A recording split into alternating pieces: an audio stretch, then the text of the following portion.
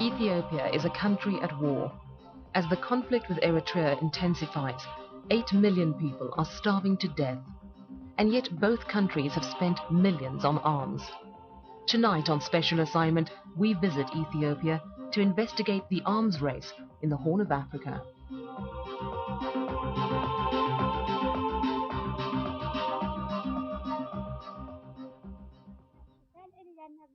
Meskel Belai says she was born some years after the reign of King Menelik II. She must be about 65. She's lived all her life in the village of Edagabi, in the province of Tigray, in northern Ethiopia. Meskel is looking for help. The village is almost deserted. Drought has forced the men and the younger people to take the animals and trek west in search of food and grazing. Many are soldiers fighting against Eritrea. The war front is not far from here. Meskel's daughter is blind. She looks after her twin babies by herself. They have no food. Meskel's neighbor is already dying. In Edagabi, women, infants, the old and weak are waiting. If the men don't return soon, they might die.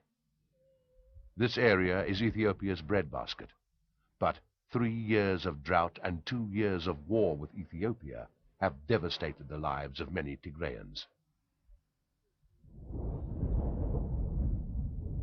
As we leave Edagabi, the heavens open, but the farmers haven't planted. The first rains have come too late. Across Tigray, the search for food and grazing continues.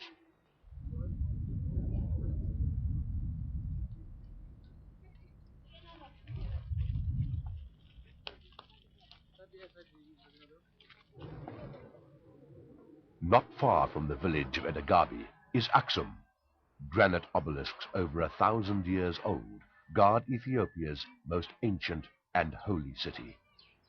Pilgrims flock to the church of St. Mary of Zion to witness one of the most sacred events on the Ethiopian calendar.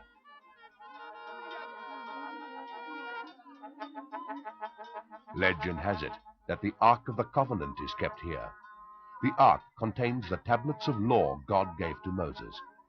Twice a year, the guardian of St. Mary's takes the Ark out of its vault. Covered in cloth, it's paraded through the streets of Aksum. No living person has ever seen it, or opened the cloth. But the Ethiopians believe the Ark is real, and that it still has magic, even deadly power. That is why today is a day of prayer.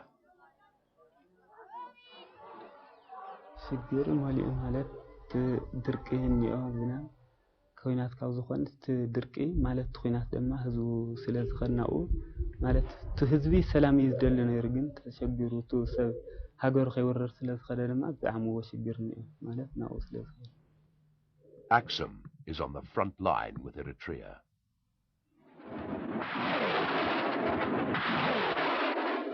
For 2 years, Eritrea and Ethiopia have been fighting the world's biggest and deadliest war. As many as 80,000 soldiers may already have died as the two sides continue to rain bombs, mortars, and missiles on one another.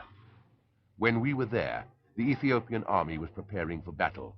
500,000 men on both sides were dug into kilometers of trenches.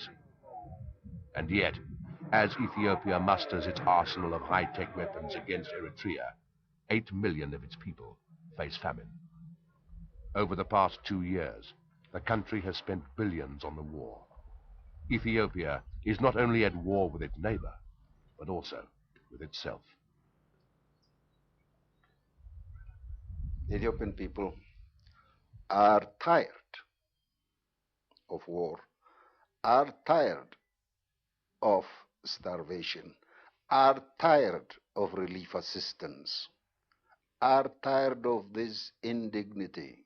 The two of us, both poor countries, we had big challenges to fight poverty, illiteracy. We are not even capable of providing health services and drinkable water to our people. My goodness, as if war is a luxury, you know. For a poor country like Ethiopia, which is the poorest country in the world, why on earth should we spend so much money on armaments? Do we have to fight? Do we have to sacrifice hundreds and thousands of people, once again, young people especially? Do we? Our journey to uncover the extent of famine and the effects of the war in Ethiopia takes us to the capital, Addis Ababa, a city steeped in history. It still bears the legacy of the emperors Menelik and Haile Selassie, and the Marxist dictator Mengistu Haile Mariam. Professor Mesfin Mariam is one of East Africa's great philosophers. He lived through the regimes of Selassie and Mengistu, and he's seen many wars, famines, and conflicts. This is a country which has had lots of wars in our history. Continuously we had wars.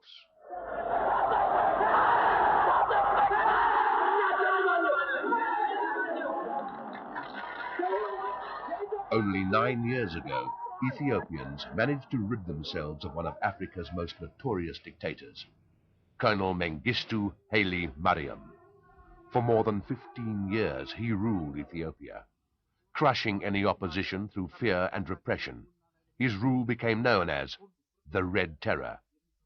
He also assembled one of the biggest armies in Africa. There is no God, there is no law, there is nothing. So it is terror, rule by terror.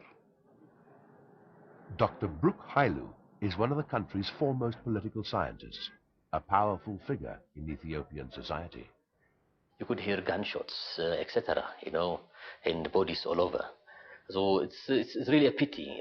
We lost the whole generation of intellectuals, young people, people who had qualities of statesmanship in Ethiopia, really.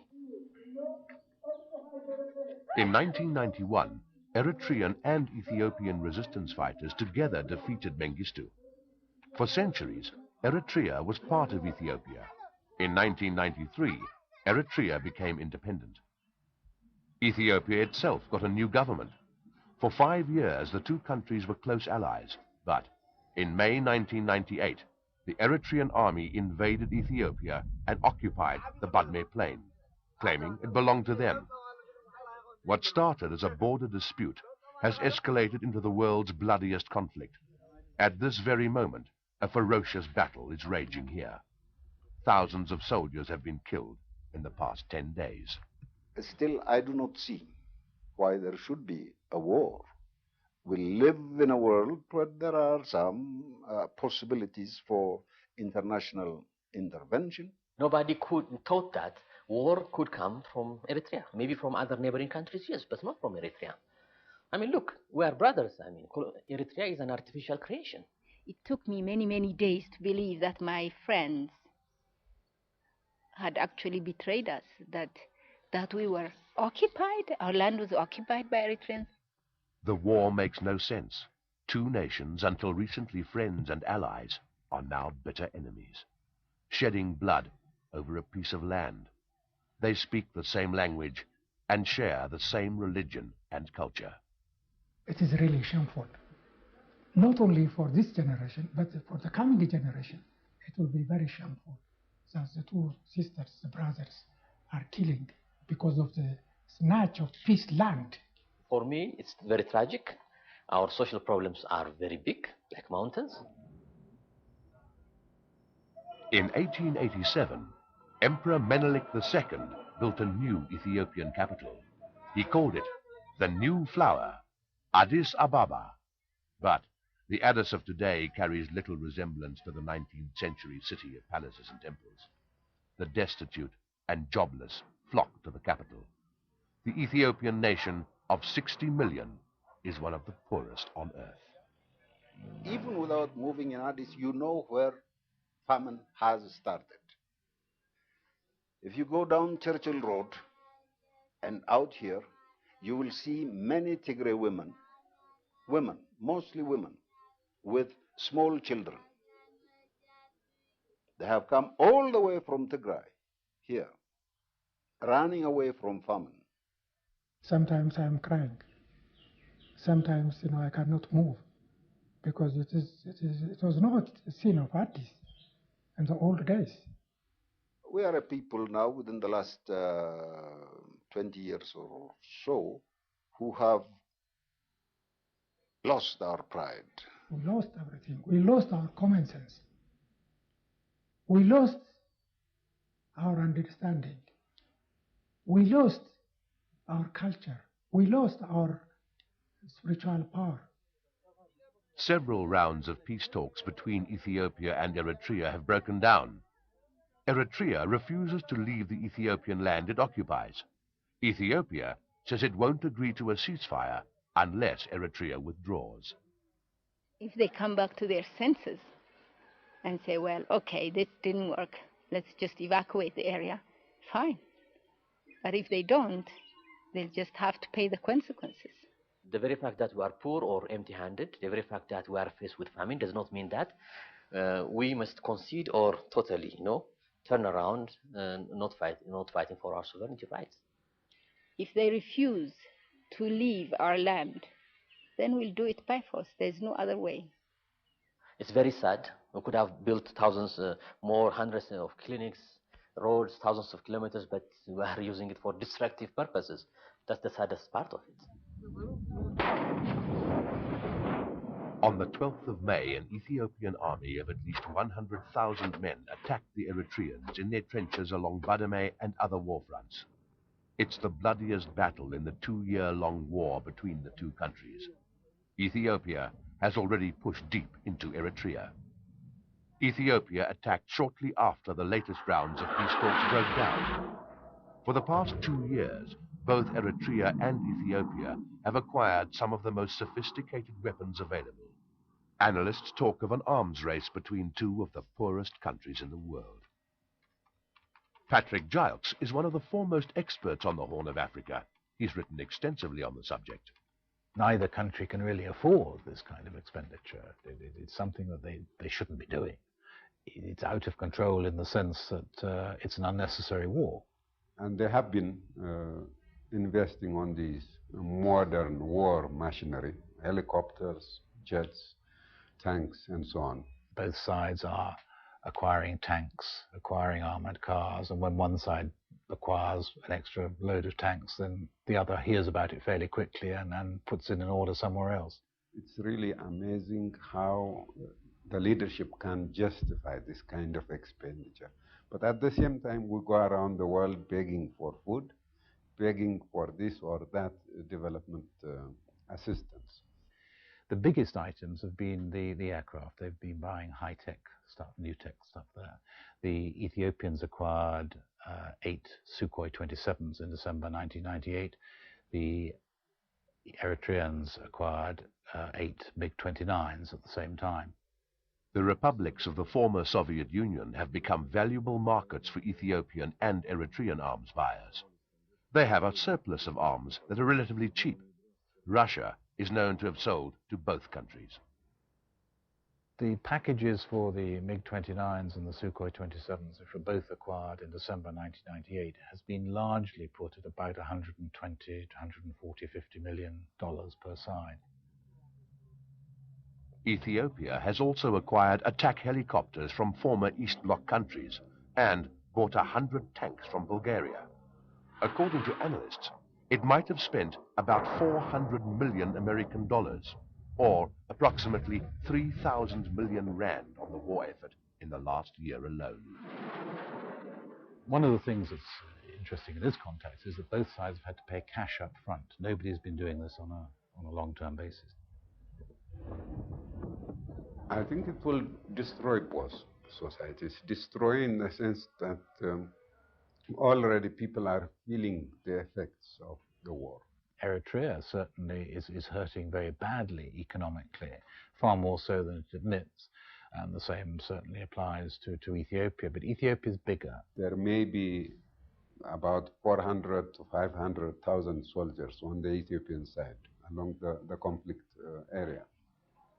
Ethiopia has been severely criticized for recruiting so-called peasants into the army, especially at the start of the war.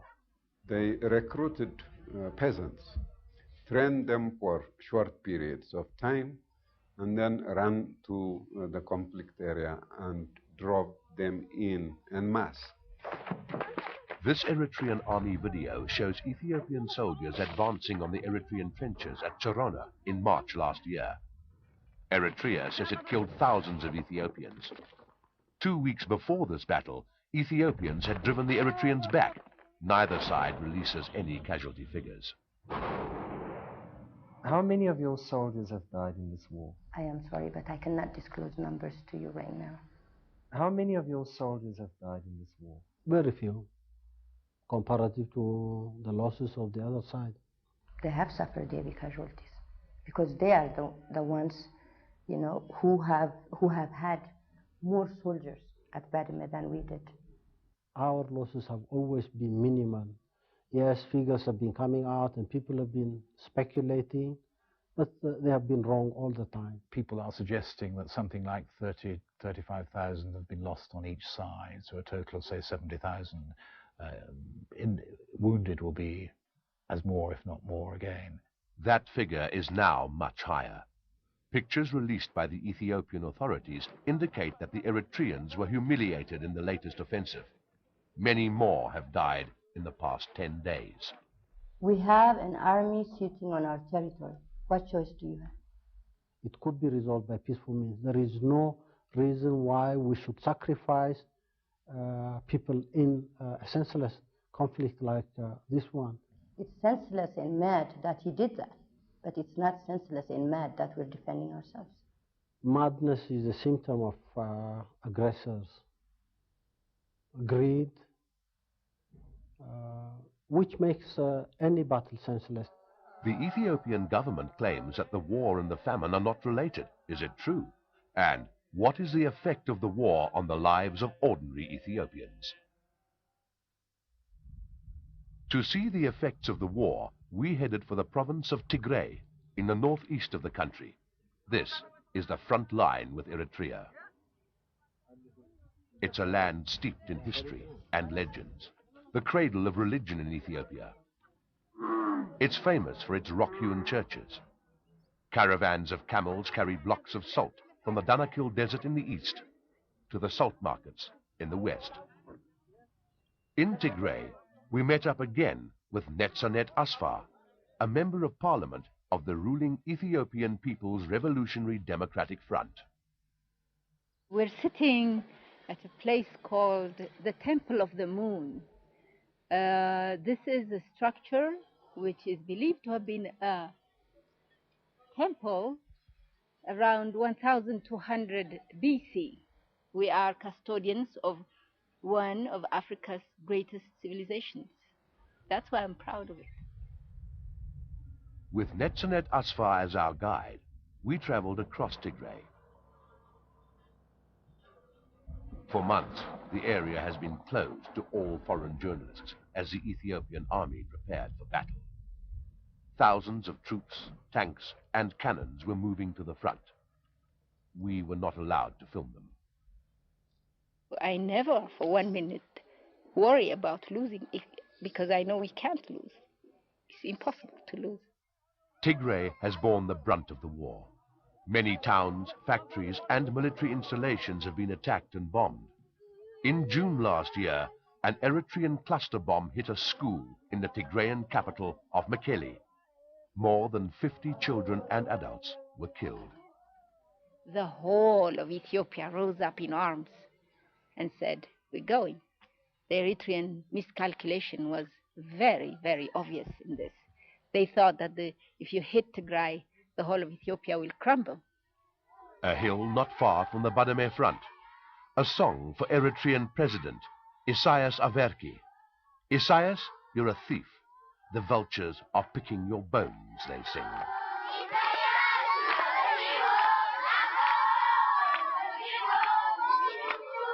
These children are among the 400,000 Tigrayans who've been displaced by the war. Many now live in caves and have to be fed. 13 babies were born on this side in a cave. Many more were born on the way while the women were running from the Eritrean soldiers. 58 schools have been closed in only one area. All the clinics have been destroyed. All the churches and their treasures have been taken away. Imagine, we're talking about churches in Ethiopia and their treasures, and they've all been looted. Recently, the situation in Tigray has got worse. Eritreans have fled the war and come to Ethiopia. In the past few months, many arrived as Eritrea prepared for the big battle. Tekli Aradom is 71 years old. He says he was called up for duty. They took all my children, and then they said that I also have to participate. I thought this was too much. I can't help them. 54-year-old Godar Gebreyesus and his sons arrived in Ethiopia a year ago. I was already recruited a year before last to be a soldier. So I decided that I have to save my life. Another son. Okay, he was with the cattle. He's just coming. That's why he's giving him a kiss. Just after he had left, Godar's wife discovered that she was pregnant. She had arrived with her youngest in Ethiopia only 4 days before we met her. I gave him the name Hagos, which means joy. So you can imagine what I feel. So he's a very proud father.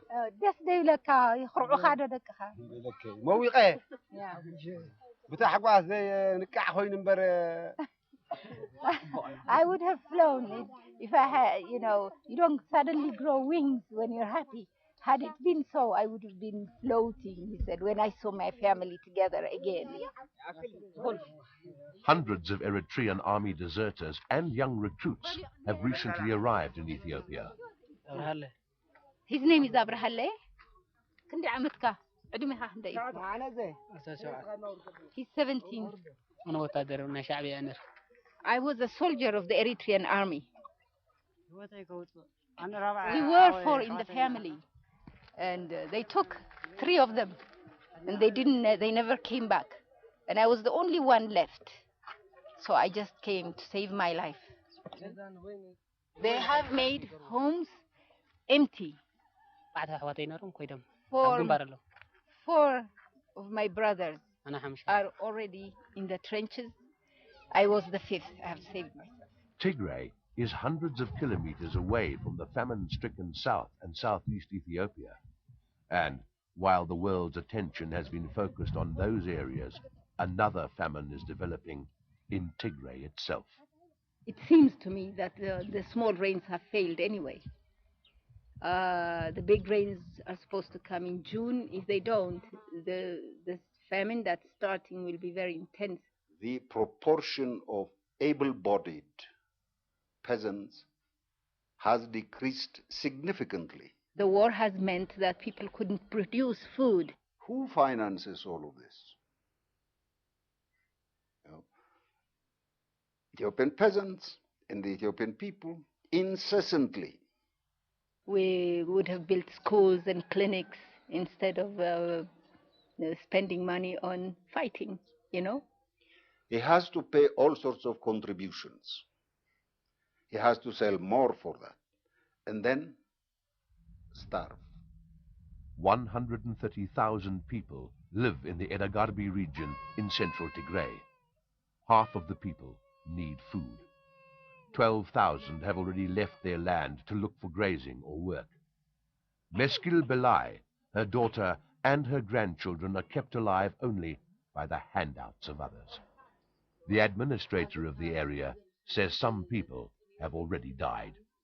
ከምዚ ነይሩ ይፈልጥን ሕዚ ምናልባሽ 77 ከምኡ መሰለ ድርቅ ነይሩ ይባሃል ግን ኣብዚ ኣነ ዘመሓድረሉ እዋን ግን ሕዚ እቲ ዝኸበደ ድርቅ ዘሎ Across Tigray, trucks are trying to bring food to the hungry. As a result of the war, the nearby Eritrean ports have all been closed. Relief has to be trucked in all the way from the port of Djibouti. What should have been a one-day drive is now a week-long journey. 3 recurrent years of no rain means there's going to be a lot of suffering. Even with the food coming and medicine, but we just hope, and we hope the world will also pray for us that we get the rain in June. It's clearly untrue that there is no relation between the war and the drought. Everywhere in Tigray, people are praying. Many churches have special prayers every night at midnight. People at the church yesterday, they had special prayers and very wonderful poems. One was against the war, yes, and for peace, for a just peace. The other one was a prayer for rain. And it was very touching. And in fact, I cried a lot when I heard it, because I heard it for the first time. But it was a pledge and a plea to God to help the young ones not to die. And this also had a connotation for the young soldiers who are also in the border. This is a country of miracles. We do not expect anything rational, planned, or anything to happen. We should not continue like this. Well, it has to be stopped somewhere by some means. So still we need a reconciliation.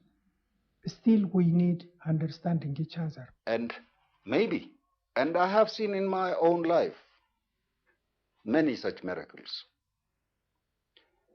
And maybe there will be another miracle. Ethiopia is on the offensive and seems to have crushed Eritrea. And while the